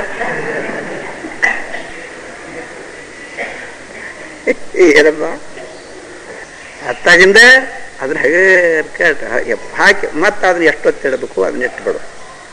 ಮತ್ತು ಅದನ್ನು ಕಡಿಬೇಕಾದ್ರೆ ಮ್ಯಾಲಿನ ಹೆಪ್ಪೆಲ್ಲ ಅದ್ರ ಮ್ಯಾಲೆ ಏನೈತಿ ನೋಡು, ಅದನ್ನೆಲ್ಲ ಹಿಂಗೆ ತೆಗಿಬೇಕಾದ್ರೆ ತೆಗೆದ ಅದನ್ನೊಂದು ಗಡಿಗೆ ಹಾಕ್ಬೇಕು. ಮ್ಯಾಲೆ ಇರ್ತೈತೆ ಅದು.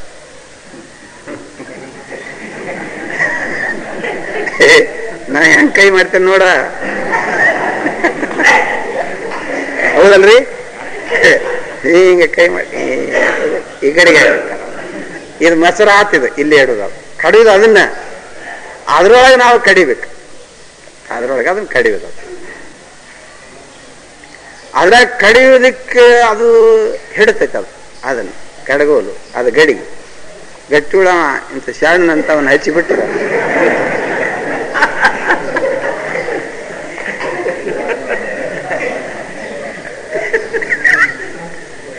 ಗಡಿಗೆ ಮಾಡ್ತಾ ಇರ್ತದೆ. ಗಡಿಗೆ ಬಿಟ್ಬಿಟ್ಟೆ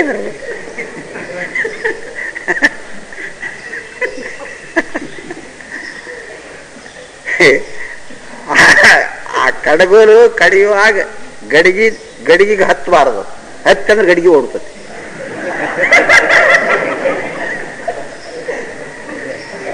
ಅದನ್ನ ಹಂಗ ಅಂತರದಲ್ಲಿ ಹಿಂಗ್ ಮಾಡಿ ಅದು ಕಡಿಯೋದು ಬರ್ರ ಕಡಿಯೋಂಗಿಲ್ಲ.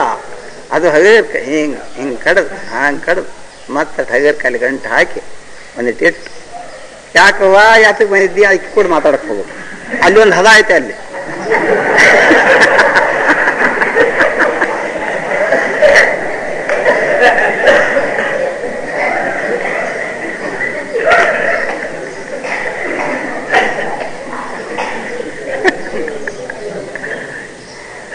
ಹಂಗ ತೆಗೆದ್ರೆ ಬೆಣ್ಣೆ ಅಲ ಅಲ ಅಲ ಅಲ ಅಲ ತಗೊಳ್ರಿ.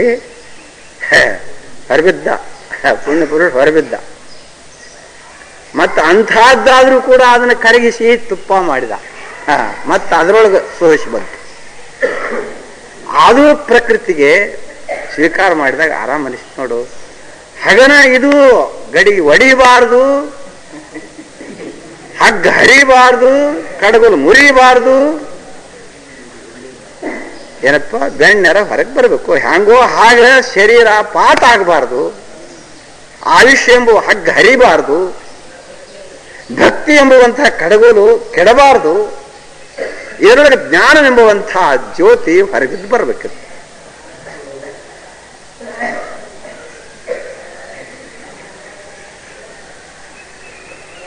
ಕಡಿಯುವುದು ಒಂದು, ಅದು ಯುಕ್ತಿ. ಪರಯುಕ್ತಿ ಎರಿದು ಕೂಡುವರಿಗೆಲ್ಲದೆ ಎಂತು ಮುಕ್ತಿ ಕಾಂತಿಯ ರತಿಯು ಸುಮ್ಮನಾಗುವಡೆ ಅಂತಾರೆ. ಸರ್ವೋತ್ಕೃಷ್ಟವಾದಂತಹ ಯುಕ್ತಿ ಕೂಡಿಕೊಂಡೆ ಅದು ಇದ್ರೇನೆ ಆ ಪರಮುಕ್ತಿ, ಆ ಮೋಕ್ಷ ಕ್ರಾಂತಿ ಮುಕ್ತಾಂಗ ನಿನ್ನನ್ನು ಕೂಡುವುದಲ್ಲದೆ ಹೊರತು ಆ ಥರದ ಯುಕ್ತಿ ಇದ್ರೆ ನಿನಗೆ ಎಂದೆಂದು ಕೈ ಸಿಗಲ್ಲ. ಏನಾಗಿದೆ ಅಂತ ಕೇಳಿದ್ರೆ ಎಲ್ಲ ಶರೀರ, ಇಂದ್ರಿಯ, ಪ್ರಾಣ, ಮನಸ್ಸು ಎಲ್ಲದರೊಳಗೂ ಆತ್ಮನ ಸೇರ್ಪಡೆ ಆಗೈತೆ. ಅದು ತಂತುಗಳಲ್ಲಿ ಆತ್ಮನ ಸೇರ್ಪಡೆ ಆಗೈತಿ. ಇದನ್ನು ಬೇರೆ ಮಾಡಬೇಕಾಗಿದೆ. ಸೇರ್ಪಡೆ ಸಂಪೂರ್ಣ ಸೇರ್ಪಡೆ ಆಗಿದ್ದರಿಂದ ಶರೀರವೇ ಆತ್ಮ ಅಂತ ಒಬ್ಬ, ಪ್ರಾಣವೇ ಆತ್ಮ ಅಂತ ಒಬ್ಬ, ಇಂದ್ರಿಯಗಳೇ ಆತ್ಮ ಅಂತ ಒಬ್ಬ, ಮನವೇ ಆತ್ಮ ಅಂತ ಒಬ್ಬ, ಬುದ್ಧಿ ಆತ್ಮ ಅಂತ ಒಬ್ಬ. ಅದನ್ನ ಹಗುರ್ಕ ಕಡೆ ತೆಗೆಯೋದು. ಇದು ಮನನ ಕ್ರಿಯ. ಅನುಮಾನದ ಇರುವಿನ ಯುಕ್ತಿ ಚಿಂತನೆಯಿಂದ ಇಲ್ಲಿ ಯುಕ್ತಿ ಮತ್ತು ಚಿಂತನ, ಯುಕ್ತಿಗಳಿಂದಲೂ ಚಿಂತನೆಗಳಿಂದಲೂ ಈತ ಯಾವಾಗಲೂ ಆತ್ಮನನ್ನು ಪರಿಶೋಧಿಸಿ ಪೃಥಕ್ಕರಿಸುವುದೇ ಇದು ಅನುಮಾನ ಪ್ರಮಾಣ. ಇದಕ್ಕಂತಾರೆ ಮನನ ಮನನ ಮನನ ಅಂತಂತಾರೆ. ಹೀಗ ಈ ಮನನ ಆದದ್ದಾದ್ರೂ ಯಾವುದು ಅಂತ ಕೇಳಿದ್ರೆ ಆ ಗುರುಗಳ ವಾಕ್ಯವೇ. ಗುರುಗಳ ವಚನವೇ ಈಗ ಮನನ, ಗುರುಗಳ ವಚನವೇ ಈಗ ಅನುಮಾನ ಪ್ರಮಾಣ. ಮೊದಲು ಗುರುಗಳ ವಚನವೇ ಶಬ್ದ ಪ್ರಮಾಣ, ಗುರುಗಳ ವಚನವೇ ಶ್ರವಣ. ಆದ್ಯರ ವಚನ ಅಂತಾರೆ ಅದಕ್ಕೆ. ಅದು ಶ್ರವಣ, ಅದು ಬಹಳ ಸರ್ವೋತ್ಕೃಷ್ಟವಾದ ಶ್ರವಣ ಅನ್ನಿಸ್ಕೊಳ್ಬೇಕಾದ್ರೂ ಆ ಮಹಾತ್ಮರ ಮಾತು, ಅದೇ ವೇದ, ಅದೇ ಶ್ರವಣ, ಅದೇ ಈಗ ಮನನ, ಅದೇ ಅನುಮಾನ ಪ್ರಮಾಣ. ಏನಂತಾರಪ್ಪ? ಮನನಕ್ಕೆ ಬೀಜವೆಂದೆನಿಪಂತೆ ಯುಕ್ತಿಗಳನ್ನು ಗೋಚರಿಸುವ ಕಾರಣದಿಂದೇ ವನಜ ಸನ್ನಿಭವಕ್ಕೆ ತಿಳಿಯೇ ಸದ್ಗುರು ವಾಕ್ಯವು ಅನುಮಾನವೆಂಬ ಪವನ. ಸದ್ಗುರುಗಳ ವಾಕ್ಯ, ಸದ್ಗುರುಗಳ ವಚನ ಅಂತಂಬುದು ಅನುಮಾನ ಪ್ರಮಾಣ. ಮಹಾತ್ಮರ ಮಾತು ಬಹಳ ದೊಡ್ಡ, ಬಹಳ ದೊಡ್ಡ, ಬಹಳ ದೊಡ್ಡ. ಏನಪ್ಪ ಎಷ್ಟು ಇದು ಕ್ರಿಯೆ ಆತ್ ನೋಡಿರಲ್ಲ. ಇದರ ಮುಂದ ಅನುಮಾನದ ಇರವಿನ ಯುಕ್ತಿ ಚಿಂತನವೆಂಬ ಮನನವೇ ತನ್ನ ಅನುಭವವು. ಅದು ಜನಿಪುದಕ್ಕೆ ಆದಿ ಕಾರಣವಾದ ಗುರುವಾಕ್ಯವು ಅನುಭೂತಿ ಎಂದೆಂಬ ಪವನಕ್ಕೂ. ಈ ಅನುಭೂತಿ ಅನುಭವ ಪ್ರಮಾಣ ಇದು ಒಂದಿನ್ನ ನಿಧಿಧ್ಯಾಸ ಅಂತಾರೆ ಇದಕ್ಕೆ. ಇದು ಅನುಭೂತಿ ಯಾವಾಗ ಏನಂತಾರೆ ನಿಮ್ಮದು? ಅನುಮಾನದ ಇರವಿನ ಯುಕ್ತಿ ಚಿಂತನ. ಅನುಮಾನದ ಇರವಿನ ಯುಕ್ತಿ ಚಿಂತನ. ಇದರ ಮೇಲೆ ಅನುಮಾನ ಅಂದ್ರೆ ಏನು? ಯುಕ್ತಿ ಚಿಂತನೆಗಳಿಂದ ಕೂಡಿಕೊಂಡದ್ದು ಯಾವುದು? ಅನುಮಾನ. ಅದೇ ಏನಾತು? ಮನನಾತು. ಹಿಂಗೆ ಮಾಡ್ಲಿಕ್ಕೆ ಹತ್ತಿದ ಕೂಡಲೇ ಅನುಭವ ಬಂತು. ಕಡೆ ಅನುಭವ, ಕೈಗೆ ಬೆಣ್ಣೆ ಸಿಕ್ಕಂತೆ ಅನುಭವ. ಇದು ಆತ್ಮಾವಗತಿ. ಅಲ್ಲಿಗೆ ಸಂಪೂರ್ಣ ಆತ್ಮಾವಗತಿ. ಅದಕ್ಕೆ ಏನಂತಾರೆ? ಅದಕ್ಕೆ ಅನುಭವ. ಅನುಭವಿಗಳ ಅಂತಾರೆ ಅವ್ರಿಗೆ. ಯಾವನು ಆತ್ಮನನ್ನು ಅಪರೋಕ್ಷ ರೂಪವಾಗಿ ಅವಗತ ಮಾಡಿಕೊಂಡನೋ ಅವನಿಗೆ ಅನುಭಾವಿಗಳು ಅಂತಾರೆ ಅವರು. ಮತ್ತು ಶ್ರವಣಾಸಕ್ತರು ಇಷ್ಟ ಇದ್ರು ಇರಬಹುದು, ಮನನಾಸಕ್ತರು ಅದಕ್ಕಿಂತಲೂ ಕಡಿಮೆ ಸಿಗುತ್ತಾರೆ. ಮತ್ತು ಶ್ರವಣ ಮನನ ಆಸಕ್ತರಿದ್ದರೂ ಕೂಡ ಅನುಭವದಲ್ಲಿಯೇ ಮುಳುಗಿದವರು ಅವರು ಕಡಿಮೆ ಸಿಗ್ತಾರೆ. ಏನಪ್ಪ ವರ್ಗಾವರ್ಗಿ ಮಾಡಿಟ್ಟಾನಲ್ಲ, ಮನುಷ್ಯಾಣಂ ಸಹಸ್ರೇಷು ಕಶ್ಚಿದ್ ಯತತಿ ಸಿದ್ಧೇ ಯತತಾಮಪಿ ಸಿದ್ಧಾನಾಂ ಮಧ್ಯೆ ಕಶ್ಚಿನ ಮಾಮ ವೇತ್ತಿ ತತ್ವತಃ. ಅನುಭವದ ಕೊನೆಗೆ, ಅನುಭವದ ಈ ಪ್ರಕರಣಕ್ಕೆ ಬರಬೇಕಾದ್ರೆ ಅಲ್ಲಿ ತನಕ ನಿಲ್ಕೊಂಡಿರೋರಿಗೆ ಏನೋ ಒಬ್ಬ ಅಂತಾನೆ, ಕಶ್ಚಿತ್ ಕೇಚಿತ್ ಅಂತ ಇಟ್ಟಿಲ್ಲ, ಕಶ್ಚಿತ್ ಅಂತ ಇಟ್ಟಾನೆ, ಏಕವಚನದಾಗ ಇಟ್ಟಾನೆ. ಇದು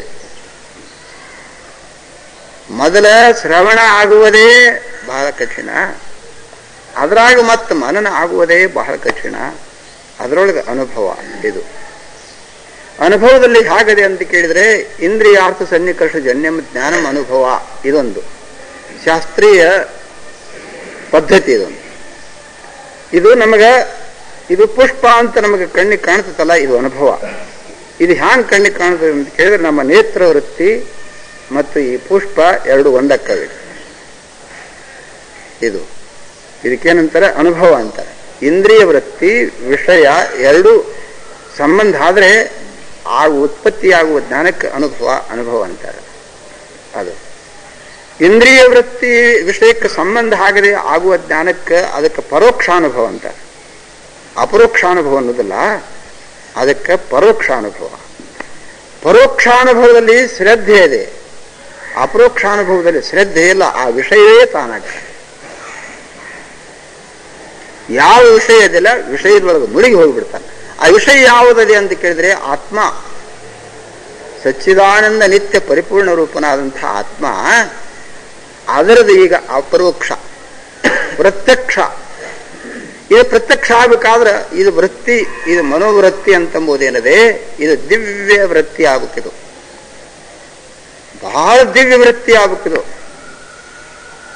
ಮನಸ್ಸಿನ ಚಂಚಲಪಣ, ಬುದ್ಧಿಯ ಅನ್ಯಥಾ ವಿಷಯ ನಿಶ್ಚಯ ಮಾಡುವ ರೀತಿ, ಚಿತ್ತದ ಅನಾತ್ಮ ವಸ್ತುಗಳನ್ನು ಗ್ರಹಣ ಮಾಡುವ ರೀತಿ, ಅಹಂಕಾರದ ಅನಾತ್ಮ ವಸ್ತುಗಳನ್ನು ಗರ್ವಿಸುವ ವೃತ್ತಿ, ಇವೇನದವಲ್ಲ ಇವೆಲ್ಲ ಹೋಗಿ ಹೃದಯ ಅದು ಬಹಳ ಪವಿತ್ರ ಆಗಬೇಕಾದ.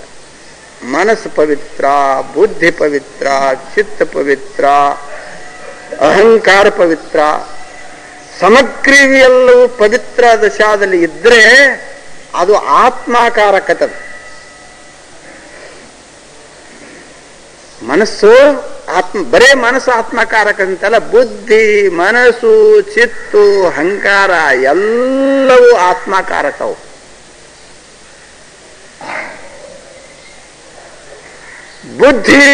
ಈ ಬುದ್ಧಿ ಪವಿತ್ರ ಆಗಿತ್ತು, ಮನಸ್ಸನ್ನು ಅಪವಿತ್ರ ದಶಾದಲ್ಲಿತ್ತು ಅಂತಂದ್ರೆ, ಪವಿತ್ರಭೂತವಾದ ಬುದ್ಧಿ ಏನಾದ್ರು ವಿಚಾರ ಮಾಡಕ್ ಕೂತಾಗ ಈ ಅಪವಿತ್ರ ಮನಸ್ಸು ಅದನ್ನ ಹೊರಗೆ ಜಗ್ತದೆ. ಎಷ್ಟೊತ್ತು ಕೂತ್ಕೊಂಡು ತಲೆ ಕೆಡಿಸ್ಕೊಂಡು ಹೇಳೋ ಅಂತ. ಅಪವಿತ್ರ ಚಿತ್ತು ಇತ್ತು ಅಂತಂದ್ರೆ ಇವ ಬುದ್ಧಿ ನಿಶ್ಚಲ ಆತ್ಮಸ್ವರೂಪದ ನಿಶ್ಚಯ ವೃತ್ತಿಯಾಗಿ ಕೂತ್ಕೊಂಡ್ರ ಆ ಚಿತ್ತು ಅದರೊಳಗಿರುವಂತ ಸ್ಮರಣೆ ಏನದವಲ್ಲ ಅಷ್ಟು ಎಲ್ಲ ಸಂಸ್ಕಾರಗಳವನ್ನು ಎತ್ತಿ ನೋಡ್ ಅಂಗಡಿ ಕಡೆ ಯಾರು ಹೋಗಿಲ್ಲ, ಕಣ್ಣು ಮುಚ್ಕೊಂಡಿಗೆ ಸುಮ್ಮನೆ ಕೂತಿ ನೋಡು, ಹೊಲ ಕಡೆ ಯಾರು ಹೋಗಿದ್ ನೋಡು ಅಂತ ಆ ಚಿತ್ತ ಹೇಳ್ತದೆ. ಅದ ಸಂಸ್ಕಾರಗಳನ್ನ ಎಬಿಸಿ, ತನ್ನಲ್ಲಿರುವಂತಹ ಅನಾತ್ಮ ಸಂಸ್ಕಾರಗಳನ್ನು ಎಬಿಸಿ ಅವನನ್ನ ಜಗ್ತದೆ. ಹೀಗಾಗಬಾರ್ದವು. ಅಷ್ಟು ಇವೆಲ್ಲವೂ ಮನಸ್ಸು, ಬುದ್ಧಿ, ಚಿತ್ತ, ಅಹಂಕಾರ, ಜ್ಞಾತೃ ಅಂತೇನುವುದವಲ್ಲ ಇವಷ್ಟು ಎಲ್ಲ ಪವಿತ್ರ ತಮಾದಲ್ಲಿ ಬಂದಾಗ ಚಾಚ ಅರೇ ನೀನೆಂದು ಸದ್ಗುರು ಪೇಳೆ ತಿಳಿವನೇ ಜಾಣರ ದೇವ. ಅಲ್ಲಿಗೆ ಅಷ್ಟು ಕೇಂದ್ರೀಕೃತವಾಗಿ ಒಂದು ಸ್ವಸ್ಥ ನಿರ್ಮಲವಾದಂತಹ ವೃತ್ತಿ ಆದದ್ದಾದ್ರೆ ಮಾತ್ರ ಆ ಬ್ರಹ್ಮಾಕಾರ ವೃತ್ತಿ, ಈ ಹೂವಿನ ಆಕಾರ ವೃತ್ತಿ ಆಗುವಂತೆ ಆ ಆತ್ಮದ ಆಕಾರ ವೃತ್ತಿ ಆಗೋದು, ಆ ವೃತ್ತಿಯಲ್ಲಿ ಆತ್ಮದ ಪ್ರತಿಬಿಂಬ ಬೀಳೋದು, ಆ ಪ್ರತಿಬಿಂಬದ ಭಾವವೇ ಅನುಭವ. ಏನಪ್ಪ ಆ ಪ್ರತಿಬಿಂಬದ ಭಾವವೇ ಅನುಭವ. ಅದೇನಾಗುವುದು ಜೀವೋನಾಹಂ ಅನ್ನುವ ಈ ಮಲಿನ ಭಾವ ಹೋಗಿ ಶಿವೋಹಂ ದೇವೋಹಂ ಅಂತನ್ನುವಂಥ ಭಾವ. ನರಜನ್ಮವನ್ನು ತೊಡೆದು ಹರಜನ್ಮವನ್ನು ಮಾಡಿದ ಗುರುವೇ. ನರ ಅನ್ನೋದು ಹೋತಲ್ಲಿ, ಹರ. ನಾನು ಹರನು, ನಾನು ಶಿವನು, ನಾನು ಚೈತನ್ಯ ಸ್ವರೂಪನು, ನಾನು ಆನಂದ ರೂಪನು, ನಾನು ನಿತ್ಯ ರೂಪನು ಅಂತಂಬುವ ದೇವ ಪ್ರಪಂಚದ ವಿಲಾಸದಲ್ಲಿ ನಿಲ್ಲುವನು.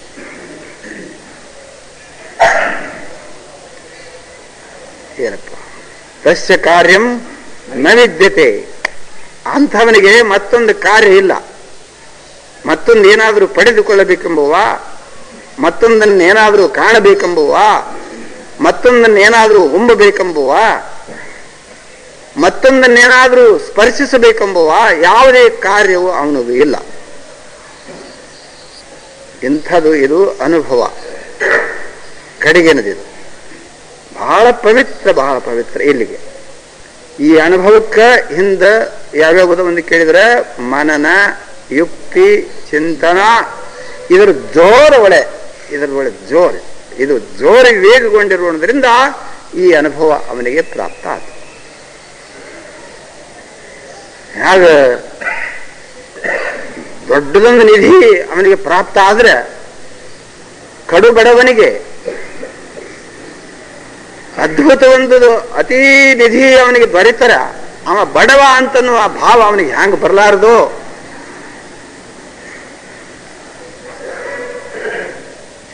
ನಾನು ದರಿದ್ರ ಅಂತನೋ ಭಾವ ಅವನಿಗೆ ಹ್ಯಾಂಗ ಬರಲಾರದು.